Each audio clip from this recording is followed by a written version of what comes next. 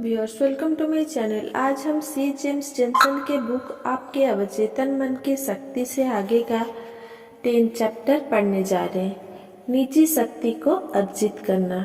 इस पुस्तक की भूमिका में ली पुलोस लिखते हैं कि आपने अब तक के चिकित्सीय अनुभव में मैंने हजारों मरीजों से बात की है। मैं एक मोटा सा अनुमान लगा सकता हूँ कि उनमें से करीब 95% मरीज अपने आत्मविश्वास व आत्मसम्मान की कमी के चलते बीमारी से ग्रस्त थे। उनमें किसी तरह का अपराध बोध, योग्य या अयोग्य होने का भाव पनप रहा था, जो प्रेम, सफलता, स्वास्थ्य और समृद्धि को प्राप्त करने की ओर उनकी योग्यता को प्रभावित कर रहा था। आत्मसम्मान की जीवन में आवश्यकता और इस पुस्तक के साथ उनके महत्वपूर्ण संबंध को समझते हुए मैंने ली से निवेदन किया कि पुस्तक का यह अध्याय वे स्वयं लिखे, जिसे उन्होंने सहर्ष स्वीकार किया। ली लिखते हैं, आत्मसम्मान मन और आत्मा के लिए प्रतिरोधी तंत्र के समान काम करता है। आत्मसम्मान हमारा वह अनुभव है जिसके चलते हम स्वयं को दुनिया की चुनौतियों से मुकाबला करने के काबिल पाते हैं, स्वयं को योग्य समझते हैं और खुशी का अनुभव करते हैं, साथ ही स्वयं को इसका अधिकारी भी मानते हैं।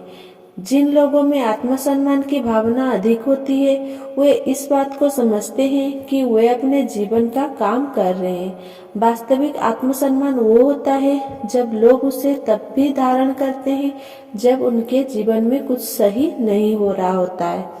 स्वसम्मान का संबंध एक व्यक्ति के रूप में हमारे मूल्य से है, यानी आंतरिक निश्चितता, आनंद का अनुभव, जीवन में सफलता की आशा, स्वयं को दूसरों को आकर्षित करने योग्य समझ जाना और अपने जीवन में प्रेम को प्रवेश करने की अनुमति देना। ऐसे लोगों जिनमें आत्मविश्वास कम होता है, वो प्रेम पाने से ज्यादा प्रेम देने में विश्वास रखते हैं। उनके लिए प्रेम देना आसान होता है। यदि आपका प्रतिरोधी तंत्र मजबूत है तो क्या इसका अर्थ ये है कि आप कभी भी बीमार नहीं पड़ोगे?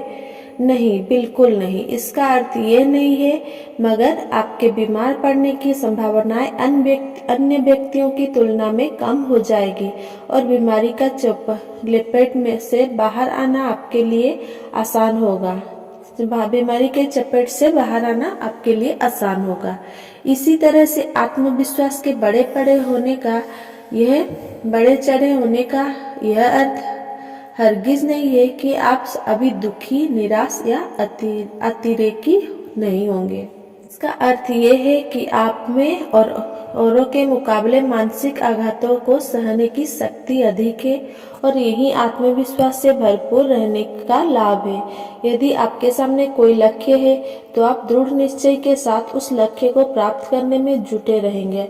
ऐसा नहीं कि आप असफल नहीं होंगे, मगर सतत प्रयास में जुटे रहेंगे और आपकी सफलता का प्रतिशत असफलता से अधिक रहेगा। मैं एक संगोष्ठी को संबोधित कर रहा था। वहाँ एक प्रबंधक ने सारे समूह को बताया, मैंने 5 बार असफलता का मुंह देखा, मगर 6ठी बार सफलता प्राप्त कर ही ली। किसी कंपनी के प्रमुख कार्यकारी अधिकारी सफलता के शिखर पर पहुंचने से पहले औसतन 3.2 बार असफल हो चुके होते हैं। आत्मविश्वासहीन व्यक्ति लक्ष्य की प्राप्ति हेतु प्रयास तो करेगा, मगर उसके प्रयास में वह विश्वास और दृढ़ता नहीं होगी, अतः असफलता की संभावना अधिक होगी। हमारा आत्मविश्वास हमारे भीतर एक खास तरह की अपेक्षाएं, प्रत्याशाओं और संभावनाओं को जन्म देता है, जो हमारे द्वारा पूरी की जाने वाली भविष्यवाणियों बन जाती है। यूं तो हमारा आत्मविश्वास जीवन के हर क्षेत्र में झलकता है, मगर रिश्तों और प्रेम के क्षेत्र में ये अधिक तीव्रता से दिखाई देता है। यदि कोई व्यक्ति आत्मविश्वास की कमी को चलते स्वयं को प्रेम करने के लायक नहीं समझता है, तो वह इस बात पर विश्वास ही नहीं कर सकेगा कि कोई अन्य व्यक्ति उसे प्रेम करता है और इसके कारण वह रिश्तों में दरार लाने या उन्हें खत्म करने का हर संभव प्रयास करता रहेगा। क्या आपने कभी ऐसा अनुभव किया है कि किसी व्यक्ति को जो स्वयं को प्रेम करने लायक नहीं समझता हो, उसे प्रेम का विश्वास दिलाना बहुत कठिन हुआ हो? आप उसे अपने प्रेम का विश्वास दिलाने के लिए कुछ नहीं कर सकते। जीवन के विभिन्न क्षेत्रों में हमारा आत्मविश्वास का स्तर अलग अलग हो सकता है और उसी के अनुसार उस क्षेत्र में हमारा प्रभाव, प्रदर्शन का स्तर और सफलता तय होती है।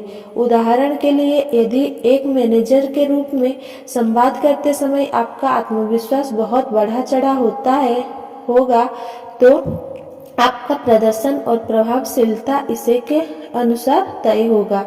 मशीनों के साथ काम करते समय या उपकरणों का रख रखाव करते समय आपका आत्मविश्वास कम रह सकता है और आपके मित्र आपको प्यार से उस क्षेत्र में अनाड़ी की उपाधि दे सकते हैं। एक पालक या साथी के रूप में आपका आत्मविश्वास मध्यम श्रेणी का हो सकता है और आपका प्रदर्शन भी उसी के अनुसार होगा। यदि आप अपने जीवन के सभी क्षेत्रों को लेकर उनमें अपने प्रदर्शन के उच्च और निम्न स्तर को ग्राफ के रूप में अंकित करें, तो आप इसे एक वक्राकार आकृति के समान देखेंगे। मनोवैज्ञानिक इसे एक औसत स्तर के आत्मविश्वास अर्थात जे फैक्टर का नाम देंगे। आप अपने जीवन के कुछ क्षेत्र में अपने प्रदर्शन को बेहतर बनाने और अपने आत्मविश्वास को बढ़ाने के लिए हमें कुछ अभ्यास करना होगा, जिसके द्वारा हमें अभिपुष्टि द्वारा अपने अवचेतन मन में अंकित सूचनाओं को फिर से देखना होगा, वो नई सूचनाएं अंकित करनी होगी। इस तरह हमारा आत्मविश्वास हमारे मन में अपने लिए बनाया गया स्थान है। हमारे स्व अवधारणा आत्मविश्वास से अधिक बृहद होती है। यह वास्तव में एक छाते की तरह होते हैं, जिसमें हमारा विश्वास, धारणाएं और हमारी शारीरिक छवि सम्मिलित रहती है, जो कि हमारी स्व अवधारणा का महत्वपूर्ण हिस्सा होती है। इसमें हमारी जिम्मेदारियां, संपत्ति, सीमाएं और क्षमताएं निहित रहती है। आत्मविश्वास इसका ही एक हिस्सा होता है। आत्मविश्वास के महत्व पर सभी का ध्यान करीब 40 साल से पहले आकर्षित हुआ, जब कॉस्मेटिक चिकित्सक डॉक्टर मैक्सवेल बाल्टेज ने साइबरनेटिक्स पुस्तक को प्रकाशित किया। अपनी पुस्तक में वे लिखते हैं कि किस तरह उन्होंने एक सुबह गंभीर अपराध हेतु जेल में बंद कैदियों की एक सप्ताह तक कॉस्मेटिक चिकित्सा करने का निर्णय लिया। 2 साल बाद जेलर ने डॉक्टर मॉल्ट को अपने दफ्तर में बुलाया और बताया कि ऐसे कैदी जिनके चेहरे किन्हीं आघातों में बिगड़ गए थे और उनकी कॉस्मेटिक चिकित्सा करने के बाद कैदियों द्वारा आत्महत्या करने के मामलों में कमी आई है। चिकित्सा में से लौटने के बाद कैदी शांति से अपनी सजा समाप्ति की राह देखते हैं। डॉक्टर मल्ट को इस बात का एहसास हुआ कि उनकी शारीरिक छवि सुधारने से उनका आत्मविश्वास बढ़ गया। ये मैंने पहले भी बताया है। स्वतः की छवि सुधरने से कैदी स्वयं के बारे में अपनी राय बदल पाए। वो आत्मविश्वास का वर्णन करते हुए इसे 20वीं सदी की सबसे महत्वपूर्ण खोज कहते हैं। जो भी हो सकता है यह बात हर एक मामले में सही रही हो। डॉक्टर मॉल्ट आगे 2 महिलाओं के बारे में लिखते हैं जिनके चेहरे की शल्य चिकित्सा की गई थी। जब चेहरे से पट्टियां हटाई गई और उन्होंने अपना चेहरा दर्पण में देखा, तो वे अवसाद से भर उठी और कहने लगी, मुझे स्वयं में कोई अंतर दिखाई नहीं दे रहा है। मैं अभी भी अपने बारे में पहले जैसा ही महसूस कर रही हूँ। इस घटना के बाद डॉक्टर मल्ट को एहसास हुआ कि लोगों के मन में स्वयं की छवि बाहरी सुंदरता पर निर्भर नहीं होती, वरन वो उनके मन में बनी आंतरिक छवि होती है।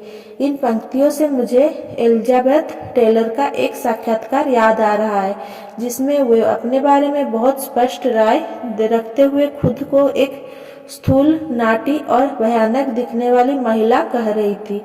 वो कह रही थी कि मैं अपनी नाक को पसंद नहीं करती। मेरी आंखें बहुत दूर दूर है, मुझे अपने चेहरे का आकार भी पसंद नहीं है। काश मैं अपना स्वरूप बदल सकती। ये दुनिया की सबसे खूबसूरत मानी जाने वाली महिलाओं में से एक का बयान है। कोई आश्चर्य नहीं है यदि उसके व्यवहार में वे सारी बातें दिखाई दे जो उसे हानि पहुंचाए, जैसे नशे की वस्तुएं, शराबखोरी, कोई दुर्घटनाएं और कोई शल्य चिकित्साएं, 8 सदियों और इसी तरह की बहुत सारी घटनाएं। आत्मविश्वास अंतर्मन का ही कार्य है। अब मैं आत्मविश्वास कम होने या आत्मविश्वासहीनता से कुछ लक्षण को विस्तार से बताना चाहूँगा। जब हम इन लक्षणों को जान लेंगे तो स्वयं में क्या बदलाव लाया जाना है, इसके प्रति जागरूक हो सकेंगे।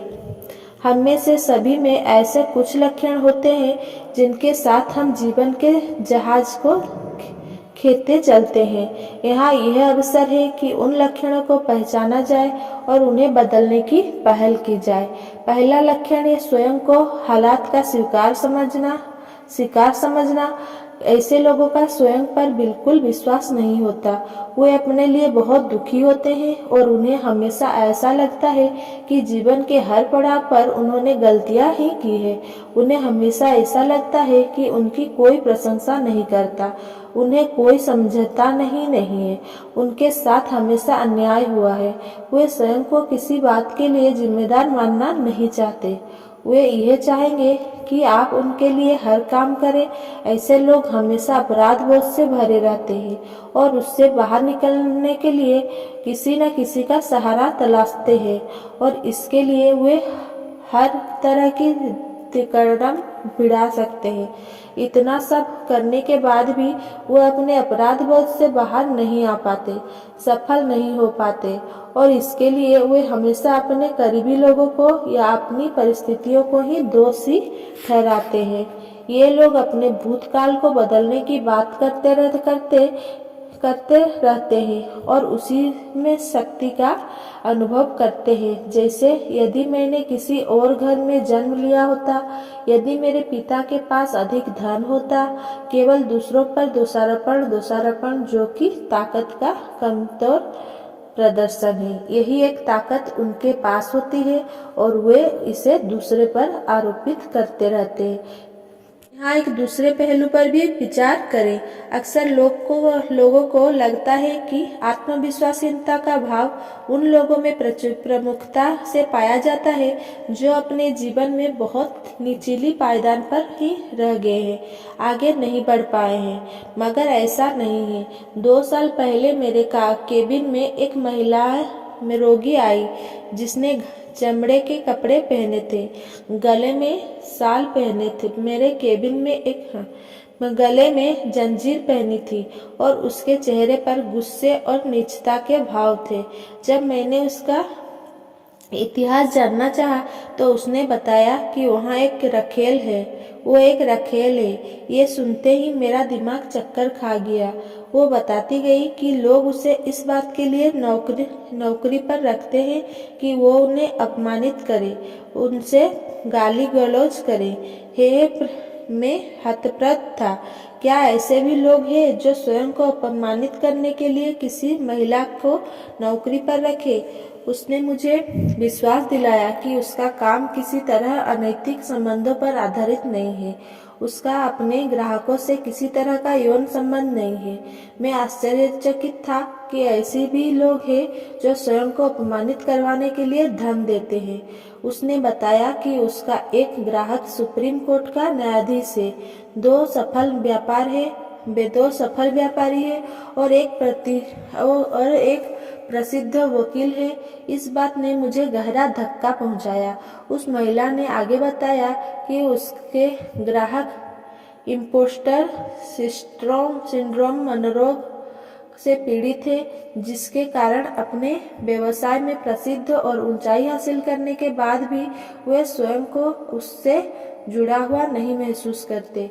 उसके शब्दों में वे आत्मविश्वासहीनता से जकड़े हुए हैं और मेरे पास आते हैं ताकि मैं उन्हें अपमानित करके उन्हें उस ऊंचाई तक लाऊं जहां वे स्वयं को महसूस करते हैं। ये घटना मेरी आंखें खोलने के लिए पर्याप्त थी और वो एक ऐसा दिन था जब मेरा मरीज मेरा शिक्षक बन गया था। अब आत्मविश्वासहीनता के दूसरे लक्षण सेकेंड पार्ट में देखेंगे।